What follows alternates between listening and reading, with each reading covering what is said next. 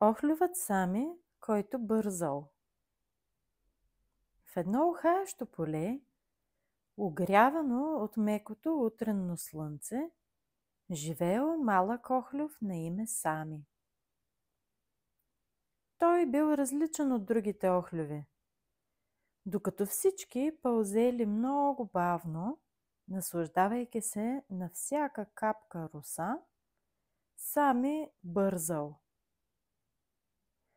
Животът е твърде кратък, за да се влачим, казваше той с високо вдигнати пипълца и оставяше след себе си дълга сребриста диря. Сами мечтаел да стигне до върха на големия камък, високо хълмче в центъра на полето. Според легендите, там растяло цвете, което цъфти само веднъж годишно. Цветето на времето. Казвали, че който го зърне, ще научи кое е неговото най-добро качество. Сами решил, че неговото най-добро качество е бързината. Ще стигна първи и ще го открия, заканил се той. И така той тръгнал. През трева, през скал и през мравешки пътеки, Сами пъплял бързо, доколкото може охлюв да бърза. Пропускал всичко наоколо, не спирал да си почине, не гледал звездите вечер, не слушал песента на щурците. Само се движал напред. По пътя срещнал стара костенурка, която лениво дъвчала листо от глухарче. Къде така устремено, малки охлювче? Към големия камък. Трябва да стигна първи до цветето на времето. Костенурката се усмихнала кротко. Понякога, за да стигнеш най-бързо, трябва да спреш за малко. Това няма никакъв смисъл, отвърнал Сами и продължил с пълна скорост. След 2 дни път стигнал до малко езерце. Там трябвало да мине по листа, които плавали по водата. Охлювът видял една жаба, която стояла неподвижна на един камък. Хей, ще ме метнеш ли на другия бряг? Жабата го погледнала с присвити очи. Ще трябва да почакаш. Сега събирам слънце. Но аз нямам време за чакане, казал Сами. Той се опитал сам да се придвижи по листата, но се подхлъзнал, паднал във водата и цял ден трябвало да се суши на слънце.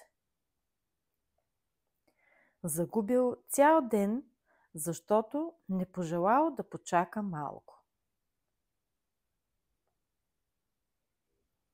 След седмица се изкачил почти до върха на големия камък. Там, точно преди да стигне, срещнал мравка, която носела едно зрънце по тясна пътечка. Подранил си, казала тя. Цветето ще се отвори чак при залез. Няма да чакам, викнал Сами гордо и продължил нагоре. Когато стигнал върха, видял само затворената пъпка на цветето на времето.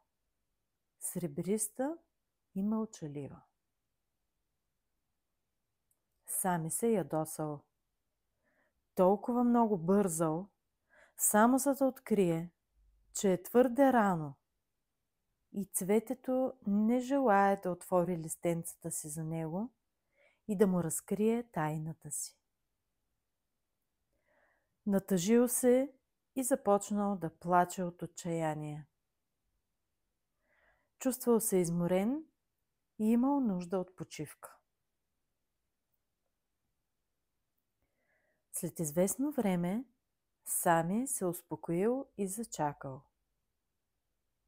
За първи път от много време насам чакал. Слънцето започнало да залязва и точно тогава, с леко потрепване, пъпката се разтворила. Цветето било нежно, със светли сини венчелищчета и златист център, от който излизала мека топла светлина. Около него се носел нежен аромат. Изведнъж изпод венчелищчетата се появила малка светеща пеперуда. „Здравей, Сами!“ проговорила тя. „Радвам се, че ме изчака.“ Сами свел поглед. „Аз много бързах, докато стигна до тук. Но разбрах, че това нямаше никакво значение. Накрая пак трябваше да чакам. Дойдох пръв, но не дойдох в правилното време.“ „Търпението не е просто чакане“, казала пеперудата. „То е доверие, че нещата ще се случат, когато трябва. Търпението, Сами, ще се превърне в твоето най-добро качество.“ Когато се върнал в полето, Сами вече не бързал.